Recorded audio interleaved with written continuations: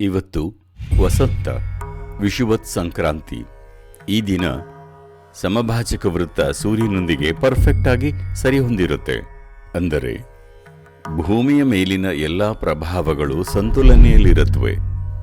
ಮನುಷ್ಯರಿಗೆ ವಿಷುವತ್ ಸಂಕ್ರಾಂತಿ ಯಾಕೆ ಮುಖ್ಯ ಅಂದರೆ, ಈ ದಿನ ನಮ್ಮೊಳಗೆ ಇರುವ ಎರಡು ಮೂಲಭೂತ ಶಕ್ತಿಗಳಾದ ಇಡ ಮತ್ತು ಪಿಂಗಳ, ಅಂದರೆ ಪುರುಷತತ್ವ ಸ್ತ್ರೀತತ್ವ, ಶಿವ ಮತ್ತು ಶಕ್ತಿ ಸಂತುಲನೆಯಲ್ಲಿರುತ್ತವೆ.